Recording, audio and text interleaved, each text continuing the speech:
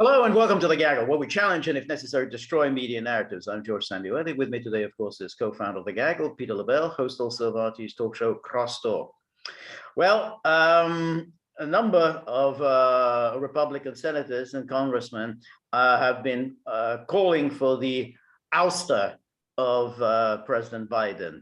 Some demand his resignation, some demand the invocation of the 25th Amendment, due to his obvious incapacity, and some have gone as far as advocating impeachment. The most prominent among whom is, of course, Marjorie Taylor Greene, freshman congresswoman from Georgia, whose, in fact, first act upon being elected after the last election was to press for the impeachment of President Biden. So she's nothing if not consistent. But for the time being, in any case, impeachment is not going to succeed because obviously the Democrats control the House. I mean, the Senate is, of course, a different matter. But if the Republicans do capture the House after next year's midterms, then I think impeachment is a virtual certainty. Whether it will be on Afghanistan or whether it will be on the southern border, whether it'll be maybe Hunter Biden, lack of prosecution thereof, it's not clear. But we know that impeachment is now a staple of American politics. It's not, during the first 150 years of the Republic, there was just one impeachment, that was of Andrew Johnson. But since then, which did not succeed. It failed by one vote. But since then, we had an attempted impeachment of President Nixon. We had a successful impeachment of Bill Clinton. He wasn't convicted. And then we've now had two impeachments and two failed convictions of Donald Trump. And that's all within the last 50 years, and all really within the living memory of many of us. So this is now obviously a feature of American political life. You have a president of one party, you have the opposition party controlling the House of Representatives, you will get impeachment. And what we know is that the moment the impeachment process starts, all the positions are reversed. And suddenly the Democrats will be screaming, "You are trying to reverse a democratically arrived at decision. This was the people's vote is being overturned by a House of Representatives." Exactly the slogans that they used during the Clinton impeachment. The one problem the Republicans face, which is they don't have the discipline among their members in the way the Democrats face. I mean, let's remember, the Democrats, every single Democrat during the Clinton impeachment rejected impeaching him in the House. Every single Democrat in the Senate rejected convicting him. That was in the Senate. During the Nixon impeachment, a number of Republicans fell away and deserted. Keeps taking all my points away from me. There's plenty to go around. And of course, we know what happened during the two Trump impeachments. All right, Peter, take it away. Well, you said everything. All right, no, there's lots. No, but the most important point you brought up is that now, and to use your words, now it is a staple. And this is exactly what the founders wanted to avoid. They wanted it to be very, very hard, and they wanted it to be bipartisan. That's gone now. It's gone. So we're losing so many things so quickly here. The impeachment process against Nixon, I think, was valid for the very reasons that you mentioned here. Barry Goldwater was on board to convict. Barry Goldwater of all people. But the Clinton one, absolutely. And I didn't like Bill Clinton at all. He's just, selling snake poison. Okay, I mean, I really odious politician. A very clever one, I will say, but odious. And of course, the ones against Trump were just so trivial. It's embarrassing. So I think that obviously it will be explored if the Republicans take the House. back in 2020. But it will be over Afghanistan. Again, I want to stress to everyone was something that George said probably a week 10 days ago, when Vietnam fell, Indochina fell. Ford wasn't very popular. Within months, he popped back. Now, there's a lot of other things going on now. There's COVID going on now. There's the border crisis. The economy is anemic. Okay, there's a lot of things going on right now. So, but if it's going to be on Afghanistan, which I think is, it won't hold water at all. It just won't. I mean, of course, this is a crisis of optics. Okay, if you look at the media, all right, it's something else very different in play. And to be honest with you, we have to see how it plays out.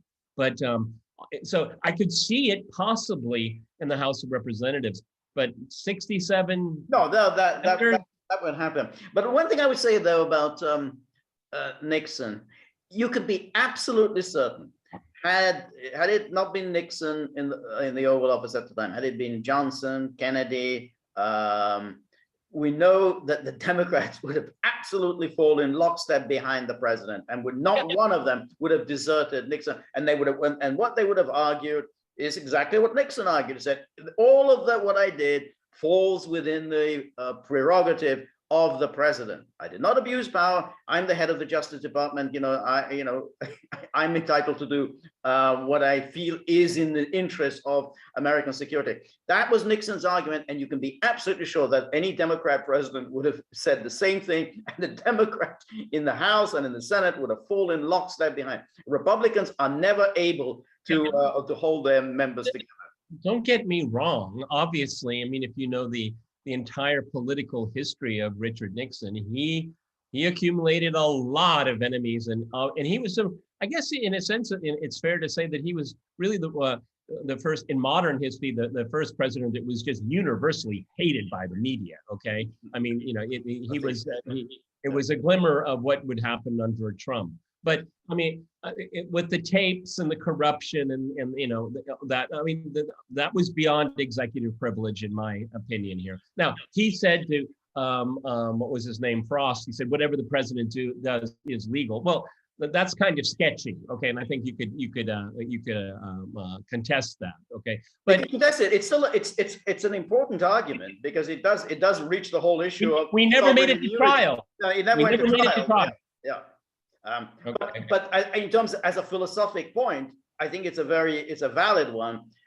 Whether it would have prevailed in trial, that's a different issue. But it's certainly a valid argument. I mean, also, let's be fair. I mean, this is not a trial in a conventional sense. This is political, okay, by its very nature, okay. So, but I mean, I think the most important thing that you and I want to convey here is being trivialized, and that is very, very dangerous, because it just, what is it going to be? Is it going to repeat over and over and over again? I mean, almost the entire time that Boris Yeltsin was president, he was being impeached by the parliament the entire time. And we don't need to go down that path. Well, yeah, that in theory, you're right. But the problem is that once the Democrats have gone down that path, Republicans can't just say, well, in the interest of civil amity and political stability, we won't do what the Democrats do, because then essentially you're fighting with one arm tied behind your back. Once the Democrats did this, then I think Republicans, have to do the same thing. I mean, you can't just have one person doing this. I mean, the Democrats really, what they did to Trump was just so outrageous, so beyond any rational, way of conducting political affairs. I mean, the first one, which was completely nonsensical, again, entirely within the president's prerogative. He gets to decide whom he meets in the White House. He gets to decide what arms are going to flow to Ukraine and what the right policy towards Russia should be. It's not up to Vindman and his allies in the Democratic-controlled House to decide these issues. Okay, well, why don't we just do this as an exercise, everyone? Let's look at every single readout a president has had with a foreign leader going back to JFK. And you know what? The only thing you're going to come up with, different parties, different crises, different environment. It was Cold War, end of Cold War. There's only one thing that's in common with all the presidents and all those conversations. Quid pro quo. That's what it's all about. Well, why people are surprised by it? Everything is a quid pro quo. Everything. Of course it is. Of course. And I think, and as Alan Dershowitz said, a president thinking about his own re-election, well, that's what presidents do. And yes, they are weighing these issues in foreign policy in terms of, will it help me to win re-election? I mean, it's ridiculous. You can't possibly be thinking about re-election. Yeah, that's what politicians do. They're thinking all the time about re-election and see whether this policy or that policy will help me or hinder my re-election. And even not even being in power yet, but the Nixon campaign in '68 had a what do you call it? A back door. They had a backroom channel to Vietnam, to the South Vietnamese. Like, don't take the Johnson deal. We'll give you a better. I mean, Logan Act. I mean, really? Okay. Yeah. I mean, the thing is that what we're doing is that if you're taking the standard now, then you can impeach every single president going backwards. And considering they impeached Trump out of office so outrageously, why don't we just go back and impeach JFK for all of his affairs in the White House? Absolutely, you can do it all the time. Every president who's dead, I'm using that logic, you can just simply impeach them. I mean, that's it, and then you will have expressed, the disgust of the U.S. House and Senate, and that may happen, incidentally, that they will do that, as they did with Oliver Cromwell. Long after he was dead, they dug his body out and then put up his head so that everyone can spit at it. So yeah, why not do that? Why? Well, I mean, some cultures have ancestor. Some cultures have ancestor worship, but we can have ancestor hatred. Okay. Yep. I mean, let's expunge, President Polk. I don't know what the hell he did, but we can do it. I am sure that is coming. I mean, just like, you've taken the first step, which is the tearing down of the statues, removal of statues from Congress. Well, once you've done that, you've got to go on to the next thing. You can't just say, okay, well, we're finished with that. The next thing is, you impeach people long dead, and maybe even, throw them out of Arlington National Cemetery. Dig up the body, chuck it out. Why not? And shut the library down. Exactly. So I think I mean, it's kind of like what the Emmys did. They took away Cuomo's Emmy, and then they expunged it from the record, like it never happened. Okay, you could go there, check, their award. It's as if it never happened. I mean, it's funny in a way that they did it to Cuomo, which I don't feel sorry for. But I mean, is this the kind of thing you want to start participating in? I mean, it is very, very Bolshevik, airbrushing people out of history here. Well, we're going down this very dangerous path. Yeah. Okay, I mean, presidents have done terrible things, but we have to it's part of our heritage. And we need the whole kit and caboodle, everyone, to understand what's going on. I am not for impeaching Joe Biden. I am not. Oh, okay? I am. Oh, I think there we disagree. I am for impeaching him. Simply because I do think that now, once you've made this into a staple of American policy, you can't just simply have one side doing it and the other side not. I don't know. It's like saying two wrongs make a right. But I get your point. No, it's just that you can't have politics. You can't have politics in that way when only one side is actually doing the fighting and the other one is, I'm above it all. Hey, there's no room for Jesuses here. You're right in the most pathetic way. I agree. It's pathetic, but that's the way we've gotten down to. Trivializing impeachment is not what the founders wanted.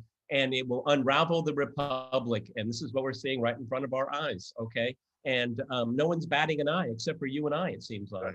Right. All righty, everybody. We're on Local, so please go to thegaggle.locals.com. We did our first super chat on YouTube last Friday. We're going to do it again this Friday. And I'm doing a live stream on Wednesday. So, live stream. News to me, Joe. Okay. It's posted on Locals. So it's my second live stream. So, yeah. Okay, we got the store up. We're doing Q&As. We're also doing, we like doing exchanging interviews with people on locals. We've had a really good experience with that. Also, if you want to talk to George and I, we're on stream. Now check out this our page for that. And we have a tip jar. Right? Tip jar, exactly. Oh, that tail is wagging. That tail is wagging. Exactly. You know, as we've said many times, don't have Jeff Bezos, Mark Zuckerberg, Rupert Murdoch, George Soros backing us. So we really rely on the kindness and generosity of our fellow gagglers. So anything that you can offer in support not only keeps that adorable little puppy in clover, but it helps us a great deal. So the more you can help us, the better the product will be. So remember, if you like the gaggle, please like, share, and subscribe. See you soon. Bye.